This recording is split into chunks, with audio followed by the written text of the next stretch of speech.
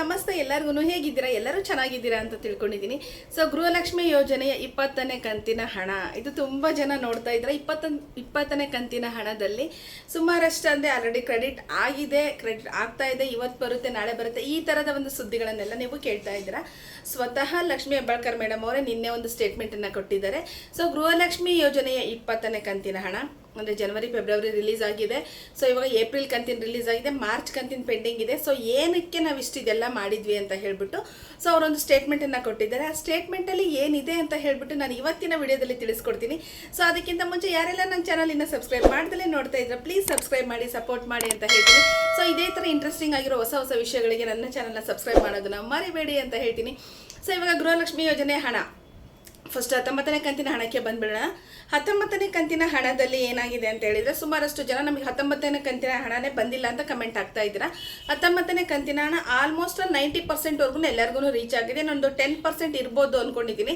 So ಆ 10% ಹಣನೂ ನಿಮಗೆ clear ಆಗುತ್ತೆ. ಸೊ ಖಂಡಿತ ನೀವು 18ನೇ ಕಂತು ತೊಗೊಂಡಿದ್ರೆ 19ನೇ ಕಂತು ನಿಮಗೆ ಖಂಡಿತವಾಗ್ಲೂ ಬರುತ್ತೆ. ಅದರಲ್ಲಿ ಯಾವುದೇ ರೀತಿಯ ಡೌಟ್ ಪಡುವಂಥ ಒಂದು ಅವಶ್ಯಕತೆ ಇರೋದಿಲ್ಲ. ಸೊ 20ನೇ ಕಂತಿನ ಹಣ 20ನೇ ಕಂತಿನ ಹಣಕ್ಕೆ ಬಂದರೆ ಸ್ವತಃ ಲಕ್ಷ್ಮೀ ಹೆಬ್ಬಾಳ್ಕರ್ ಮೇಡಮ್ ಅವರು ಹೇಳಿದ್ದಾರೆ, ನಮಗೆ 20ನೇ ಕಂತಿನ ಹಣ ಆಲ್ರೆಡಿ ನಮಗೆ ಬಿಲ್ ಸಬ್ಮಿಟ್ ಆಗಿದೆ. ಸೊ ನಾವು ಸೈನ್ ಮಾಡಿ ಕಳಿಸಿದ್ದೀವಿ.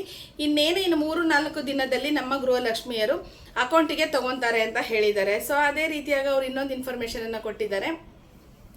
ಈ 4 ತಿಂಗಳು ಏನಕ್ಕೆ ಡಿಲೇ ಆಯಿತು ಅಂತ ಹೇಳಿದರೆ ಕೆಲವೊಂದು ಕಾರಣಾಂತರಗಳಿಂದ ಫೈನಾನ್ಷಿಯಲಿ ಆಗಿರ್ಬೋದು, ನಮಗೆ ಫೈನಾನ್ಷಿಯಲ್ ಕಡೆಯಿಂದ ಹಣ ಬರ್ತಕ್ಕಂಥದ್ದಾಗಿರ್ಬೋದು, ಇದೆಲ್ಲ ಆಗಿರೋದ್ರಿಂದ ನಮಗೆ ಸ್ವಲ್ಪ ಡಿಲೇ ಆಯಿತು. ಬಟ್ CM ಸರ್ ಅವರು ಗೃಹಲಕ್ಷ್ಮಿ ಯೋಜನೆಯಲ್ಲಿ ತುಂಬ ಇಂಟ್ರೆಸ್ಟಿಂಗ್ ಆಗಿದ್ದಾರೆ. ಸೊ ಗೃಹಲಕ್ಷ್ಮಿ ಹೇಗೆ ಹೋಗುತ್ತೆ ಹೇಗಿಲ್ಲ ಅನ್ನೋದ್ರ ಬಗ್ಗೆ ಅವರು ಅಪ್ಡೇಟ್ನ ತೊಗೊತಾ ಇದ್ದಾರೆ. ಸೊ ಗೃಹಲಕ್ಷ್ಮಿ ಯೋಜನೆ ಹಣದಲ್ಲಿ ನಮಗೆ ಯಾವುದೇ ರೀತಿಯ ಗ್ಯಾರಂಟಿ ಯೋಜನೆಗಳಲ್ಲಿ ಅನುಮಾನಗಳು ಬೇಡ. ಅದರಲ್ಲೂ ಗೃಹಲಕ್ಷ್ಮಿ ಎಸ್ಪೆಷಲಿ ನಮ್ಮ ಮಹಿಳೆಯರಿಗೆ ಸೇರ್ತಕ್ಕಂಥ ಹಣ ಆಗಿದೆ. ಸೊ ಮಹಿಳೆಯರು ಇದರಿಂದ ಏನೆಲ್ಲ ಪ್ರಯೋಜನವನ್ನು ಪಡ್ಕೊಂಡಿದ್ದಾರೆ. ಸೊ ನಾವು ಗೃಹಲಕ್ಷ್ಮಿ ಕೊಟ್ಟಿಲ್ಲ ಅಂತ ಕೇಳ್ತೀವಲ್ವ, ನಾವು ಗೃಹಲಕ್ಷ್ಮಿ ಯೋಜನೆ ಹಣ 2 ತಿಂಗಳು ಬಂದಿಲ್ಲ, 3 ತಿಂಗಳು ಬಂದಿಲ್ಲ, ಸರ್ಕಾರ ಏನಕ್ಕೆ ಭರವಸೆ ಕೊಡಬೇಕಿತ್ತು, ಸೊ ನಾವು ಅದನ್ನೇ ಕಮಿಟ್ಮೆಂಟ್ ಆಗಿದ್ದೀವಿ ಅಂತ ನಾವು ಸರ್ಕಾರಕ್ಕೆ ಒಂದಷ್ಟು ಕ್ವಶನ್ನ ಕೇಳ್ತೀವಿ.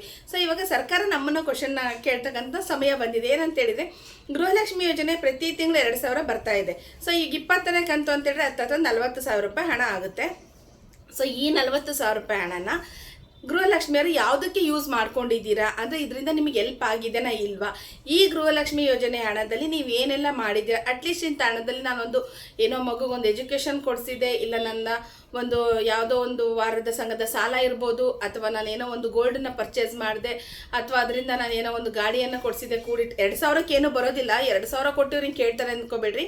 ಬಟ್ ಎಲ್ಲರೂ ಕೆಲವೊಬ್ಬರು ಕಮಿಟ್ಮೆಂಟ್ ಇರೋ ಪ್ರತಿ ತಿಂಗಳು ಬಿಡಿಸ್ಕೊತಾರೆ, ಕಮಿಟ್ಮೆಂಟ್ ಇಲ್ಲದೆ ಇರೋರು 3 ತಿಂಗಳು 4 ತಿಂಗಳು ಒಟ್ಟಿಗೆ ಬಿಡಿಸ್ಕೊತಾರೆ, ಒಂದು 10,000 ಆದಮೇಲೆ 15,000 ಆದಮೇಲೆ ಬಿಡಿಸ್ಕೊತಾರೆ. ಸೊ ಆ ಥರದ ಗೃಹಲಕ್ಷ್ಮಿ ಹಣದಲ್ಲಿ ಹತ್ತತ್ರ ಇವಾಗ 20ನೇ ಕಂತಿಂದ ನಿಮಗೆ ಬಂತು ಅಂತ ಹೇಳಿದರೆ 40,000 ಹಣ ಬರುತ್ತೆ. ಈ 40,000 ಹಣವನ್ನು ನೀವು ಏನು ಮಾಡಿದ್ದೀರಾ ಗೃಹಲಕ್ಷ್ಮಿಯರು, ಸೊ ಇದರಿಂದ ನಿಮಗೆ ಹೆಲ್ಪ್ ಆಗಿದೆನಾ ಇಲ್ವಾ ಅಂತ ನಾವು ತಿಳ್ಕೋಬೇಕು ಅಂತ ಹೇಳ್ಬಿಟ್ಟು ಸರ್ಕಾರ ನಿಮ್ಮ ಮುಂದೆ ಬೇಡಿಕೆ ಇಟ್ಟಿದೆ. ಸೊ ಯಾರೆಲ್ಲ ಈ ಒಂದು ವಿಡಿಯೋನ ನೋಡ್ತಾ ಇದ್ದೀರಾ ಆದಷ್ಟು ಶೇರ್ ಮಾಡಿ.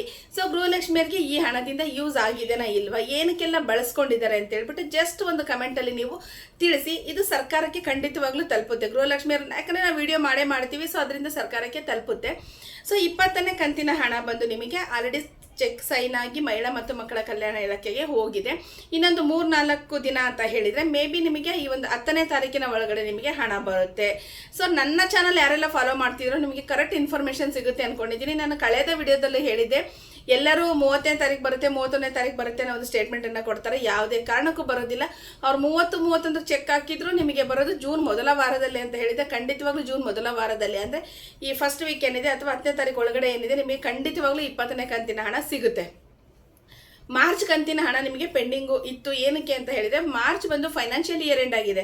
ಸೊ ಫೈನಾನ್ಷಿಯಲ್ ಇಯರ್ ಎಂಡ್ ಆಗಿರೋದ್ರಿಂದ ಸೊ ಆ ಕಂತಿಂದು ಏನಂತ ಹೇಳಿದರೆ ಬ್ಯಾಂಕ್ಗಳು ಸ್ವಲ್ಪ ಕ್ಲಿಯರೆನ್ಸ್ನ ಮಾಡ್ಕೊಳೋದಿರುತ್ತೆ. ಸೊ ಅಲ್ಲಿ ಲೆಕ್ಕದಲ್ಲಿ ಸ್ವಲ್ಪ ಹೆಚ್ಚು ಕಡಿಮೆ ಆಗಿರುತ್ತೆ. ಅದು ಒಂದು ಕಂತಿನ ಹಣದಲ್ಲಿ ನಮಗೆ ತುಂಬ ಗೊಂದಲ ಆಯಿತು. ಅದರ್ವೈಸ್ ನಾವು ಚೆಕ್ಕನ್ನು ಆಲ್ರೆಡಿ ಸೈನ್ ಮಾಡಿ ಕಳಿಸಿದ್ದೀವಿ ಅನ್ನೋ ಒಂದು ಮಾತನ್ನು ಹೇಳಿದ್ದಾರೆ. ಸೊ ಅವ್ರು ಹೇಳಿರೋ ಪ್ರಕಾರ ಚೆಕ್ 3 ಹಂತದಲ್ಲಿ ಬಿಡುಗಡೆ ಆಗುತ್ತೆ. ಸೊ ಮೊದಲನೇ ಹಂತ, 2ನೇ ಹಂತ, 3ನೇ ಹಂತದಲ್ಲಿ ಬಿಡುಗಡೆ ಆಗುತ್ತೆ ಗೃಹಲಕ್ಷ್ಮಿಯರಿಗೆ.